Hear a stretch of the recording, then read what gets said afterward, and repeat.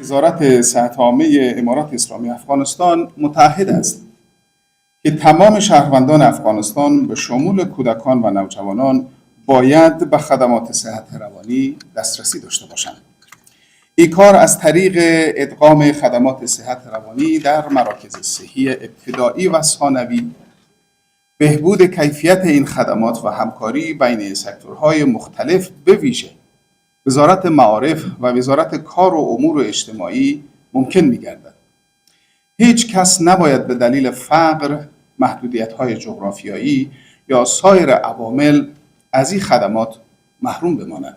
برگزاری چنین ورکشاپ‌ها و سمینارها و اجتماعاتی قطعاً به ما کمک میکنه تا بهتر تشخیص بدیم در چه وضعیتی هستیم و به ما کمک میکنه که بتونیم برنامه‌های خوب در قالب پالیسی و استراتژی‌های مؤثر ایجاد کنیم. و من امیدوار هستم که تنها به برگزاری چنین مجالسی اکتفا نشه و اوتپوت عملی و تاثیرگذار ای را هم ما بتانیم در سطح جامعه و در بین مخاطبین خودمون، جامعه هدف خودمون ببینیم.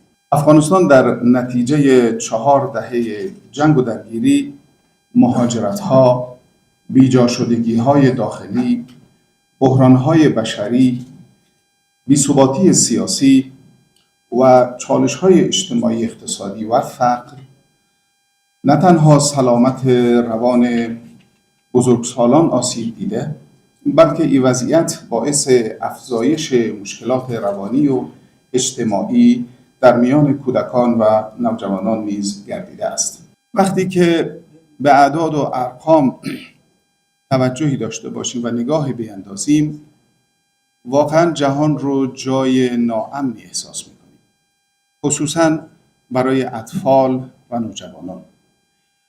و امیدوار هستم که با احساس مسئولیت بیشتر از پیش بتانیم سهولت‌هایی را ایجاد بکنیم تا بتانیم این عزیزان فراموش شده را پس به قانون جامعه و به یک زندگی امن و با طیب خاطر بیاریمشان. رواني صحت د هغې د خرابېدو عوامل یا اسباب څه شی دي؟ کله چې یو شی شاته اسباب لري، باید په اسبابو فکر وشي او هر مسبب شاته یو سبب لري، و یو مسبب شاته د یو سبب نه علاوه نورم ګڼ اسباب لرلی شي. د صحت رواني موضوع هم دغسې ده، شاته یو سبب یا یو عامل ماته نه ښکاري، ډېر عوامل او ډېر اسباب شاته لري. یو په هغې کې محترم حاضرینو بدامني ده. بدامني هغه عامل دی چې دا د لوی او د وړوکي، د نارینه او زنانه، د تعلیم یافته او د بې تعلیمه، د تاجر او د زارع، د ټولو په صحت رواني باندې بده اغیزه کوي. بدامني دا تپل کیږي په قومونو باندې، بدامني تحمیل کیږي په ملکونو باندې، او دا هغه عامل دی زما محترمو په افغانستان کې د صحت رواني د خلل دا اساسي عامل دی. موږ په انقلاباتو کې او په بدامنیو کې وروزل شو، وپاللی شو، رالوی شو، بالغ شو، پلاران شو، نیکونه شو. لله الحمد دغه مشکل نه اوس الله تعالی څه د پاسه 4 کاله وشو چې خلاص کړي یو. ټول هیوادوال د امن په دغه نعمت باندې باید نر او ښځې شکریه ادا کړو. د الله جل شانه په جناب کې سر به سجود شو. د الله جل شانه قانون دا دی لئن شکرتم لازیدنکم، که چرته تاسو د نعمتونو د احساناتو شکر ادا کوئ لازیدنکم، زه به دا نعمتونه خامخا ضرور بالضرور تاسو ته ډیرومه.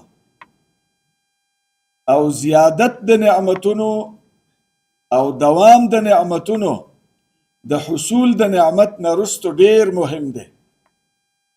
رسول الله صلی الله علیه وسلم فرمایلی دی په دعا کې، یا الله زه د تا نه پناه غواړم د نعمتونو د سلب نه چې ما نه نعمتونه وانخلي. ناڅاپه خیرونه راته نصیب کی او ناڅاپي رانه نعمتونه سلب نشي. زمونږ افغانستان کې د امن او د بد امنۍ موضوع دغسې هنګامي وي، میاشتې نه غواړي، بلکې د ورځو په شمار بد امني هم راځي، نظام بدلیږي او د ورځو په شمار باندې امن هم راځي. د دواړو برخو مونږ او تاسو شاهدان یو. دغه زمونږ محترم ملت شاهد دی، دنیا شاهده ده، مطبوعاتو خو ټوله دنیا د یو کور او د کلي په مثل جوړه کړه. د دې وجې نه زما محترمو دغه نعمت نه الحمدلله مونږ او تاسو برخمن یو.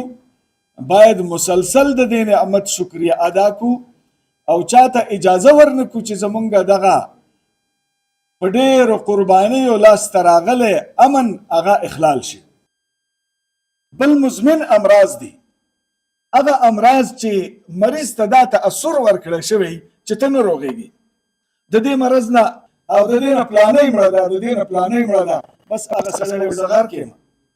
نو که دا مړ کېږي نو مخکې نه په ذهني مشکل کې اخته شو دی، د ده هغه اعصاب هغه بیکاره کېږي، د ده اندرون کې چې الله جل شانه فطرن د مدافعت کم قوت یې ښی هغه خرابېږي، هغه ضعیفه کېږي.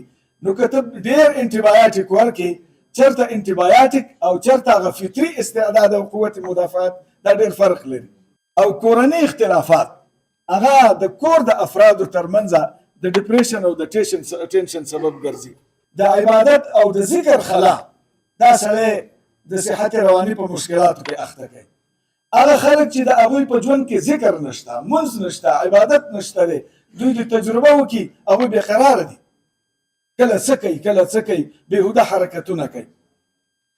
او یو شی باید هغه د ټولو لپاره مشترک دی، صبر. چا کې چې صبر نه وي، برداشت نه وي، حالات نشي برداشت کولی، بې استقامت وي، هغه سړی به د ټینشن شکار کېږي او د ذهني مشکلاتو د عصبي مشکلاتو ښکار کېږي. بل مظلومیت دی، الله دې د مظلومیت نه وساتي. کوم سړی چې مظلوم شو، کومه ښځه مظلومه شوه، کوم ماشوم مظلوم شو او د هغه نه هغه حقوق واخیستلی شو، جایز حقوق، هغه شرعي حقوق، انساني حقوق دې واخیستلی شو، هغه زړه خوري. دننه د هغه په زړه کې یو دلخوري او مرض وي، د دې وجې نه په فکر کې وي، په سوچ کې وي او سهار او مازدیګر هغه ته بیا نه معلومیږي. بل یو شی تشدد دی چې دا په تعلیمګاه کې نه وي، دا په مکتب کې نه وي، دا په یونیورسټۍ کې نه وي، په کالج او پوهنتون کې نه وي، په تعلیمي ادارو کې نه وي، په کورونو کې تشدد نه وي، نو بیا به د ټینشن مرض نه او عصبي تکلیفونه به نه. هیواد غستی بیا سپینې جامې د ازادۍ